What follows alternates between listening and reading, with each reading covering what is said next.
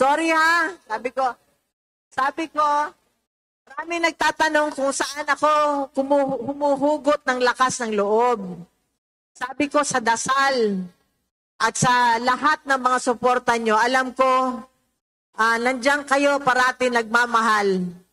Yung mga tao sa Hague, nandito ako, gusto ko silang pasalamatan kung alam nyo lang, araw-araw sila, meron akong kakilala na malapit lang yung pinagtatrabahuan niya, dumadaan talaga siya. Hindi siya naririnig ni Pangulong Duterte. Sinasabi niya ganyan sa labas, Tay, nandito ako sa labas, mga ganon. So, yung mga, yung nagbiyahe, nagda-drive, 27 hours na driving, papunta doon sa Hague. Tapos yung mga, hindi lang isang beses nagpunta, kundi pa ulit-ulit na pumupunta. Nasa Davao, yun nandun sa nagbabantay sa aming bahay. Gusto ko magpasalamat sa inyo na bumibisita. Maraming mga bumibisita galing Jensan, galing Cavite nung isang araw. Sabi nila galing sila Cavite, galing Jensan. Gusto ko magpasalamat. Saka, nandito ako kasi, ayaw ko sana magsalita, pero, alam mo, hindi nyo ba napansin, na yung dapat, tagapagtanggol natin, gobyerno, di ba? Noong panahon ni Presidente Duterte, di ba naalala nyo, sumbong nyo sa gobyerno, sila ang dapat nagtatanggol sa atin, di ba? Ngayon, iba. Sila ang nang-aapi sa atin. Hindi na tayo makalapit sa kanila.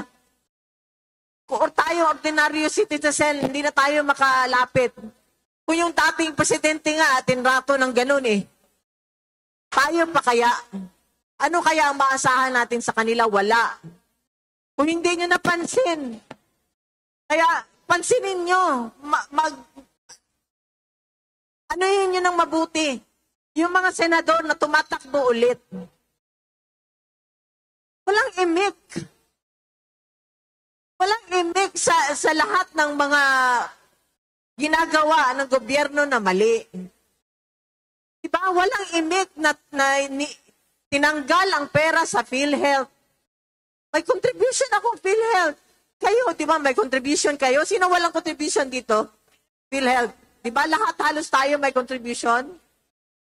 So wala nang umiimik. So kaya nandito kami ng anak ko para hilingin sa inyo, subukan ninyo itong mga tao sa Duterte. Kasi ma'am, doon nyo makita yung iluklok nyo sa pwesto na ganyan, kahawak ng power, yung habang walang power, doon nyo makikita kung ano yung ugali nila, ano yung pagkatao nila. Huwag naman tayo doon sa mga tao na lumalapit lang, maayos lang pakitungo sa atin pagka-eleksyon. Tuwing eleksyon, binabati, nakasmile sa ating lahat. Pero pagkatapos ng eleksyon, hindi mo na ulit sila makita. Subukan natin ito. Kasi ito yung bago kami umalis doon sa nagbisita kay Presidente, sa tatay ng anak ko, sinabihan niya kaming dalawa ni Veronica. Sabi niya, kalimutan niyo daw siya kung hindi nyo iboto ang Duterte.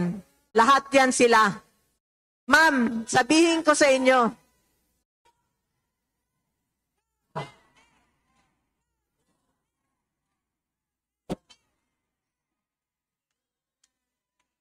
ma'am, ito sila lahat.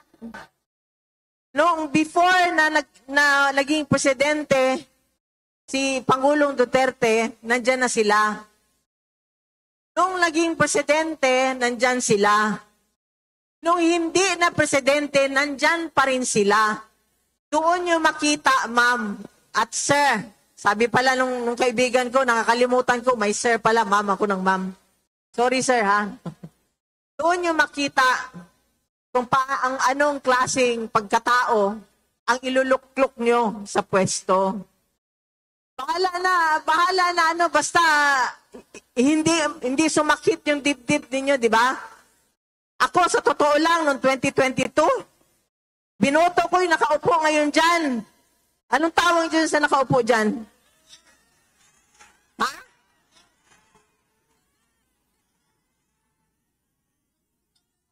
Tawag yun sa kanya? Nagsabi niya na? Hindi ako. Alam mo, napilitan ako nun. Kasi, magkasabay kami ni former President magboto.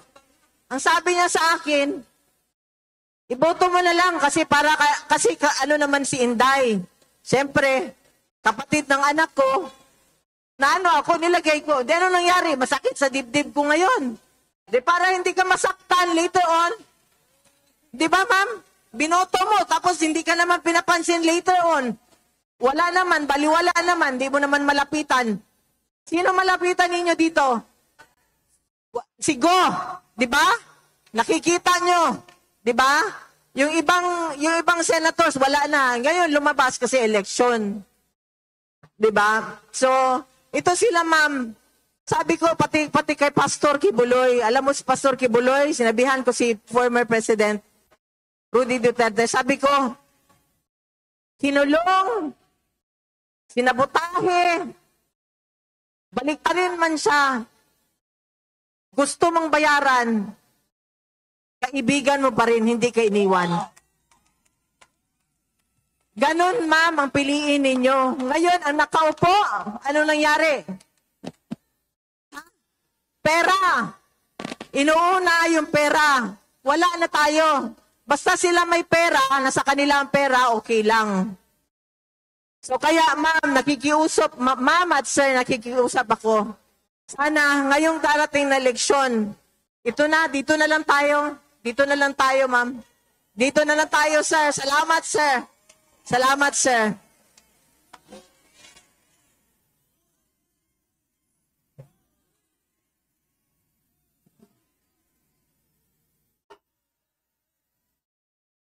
Sa lahat ng mga alam ko ang mga supporters namin, no? Supporters ni Pangulong Duterte, supporters ni Vice President Sara, supporters ng mga anak ni Pangulong Duterte. Ngayon ko lang pinahiram ang anak ko, ha? Hihilingin ko sa kanya na pagkatapos nito, mag-aral lang muna siya. Hayaan niyo munang maging akin lang siya. Tago ko lang muna siya. Ngayon lang siya kasi tumutulong lang siya. Wala ang papa niya ngayon.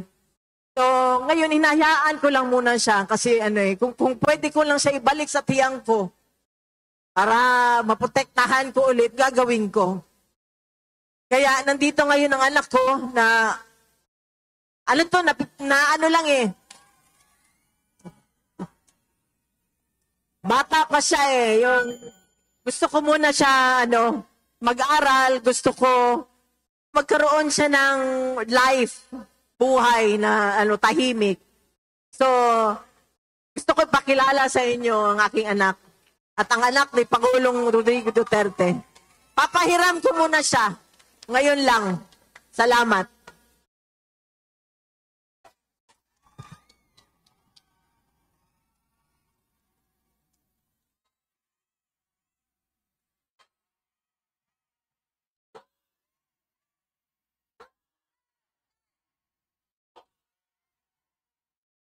Maayong gabi.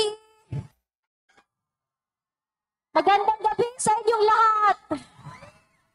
Sa mga hindi pa nakakakilala sa akin, ako si Veronica Kitty Duterte, bunsong anak ni Pangulong Rodrigo Duterte. Unang-una, gusto kong magpasalamat sa lahat ng dumalo ngayong gabi. Salamat sa walang sawang pagmamahal at pagsuporta nyo kay PRRD, sa amin na pamilya niya at sa Duterte.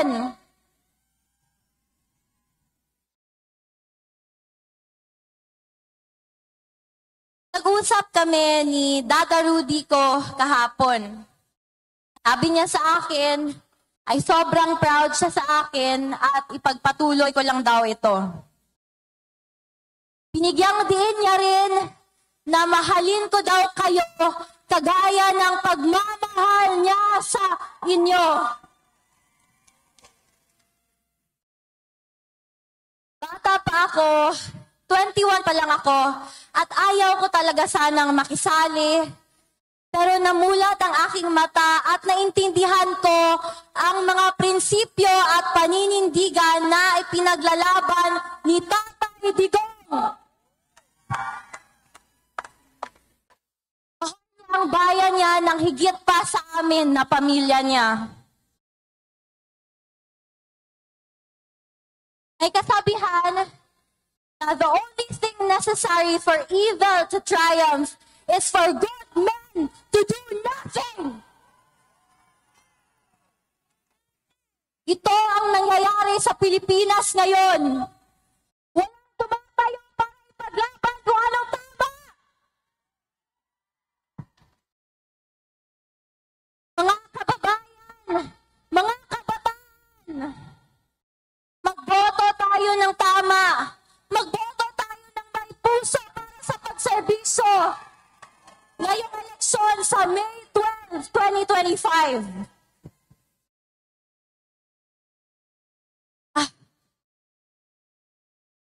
Suportahan natin ang Duterte o PDP senatorial slate.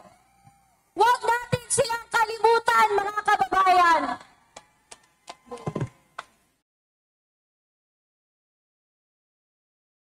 Muli kong iaabot ang bilin ni Tatay Digong para sa bawat Pilipino. Sinabi niya ito sa akin.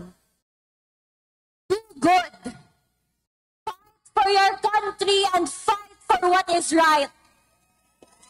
Sabi niya, huwag kayong mag-alala because this is not forever. God will intervene.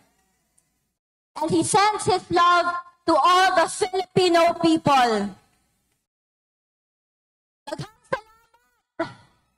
Maraming salamat and God save the Philippines!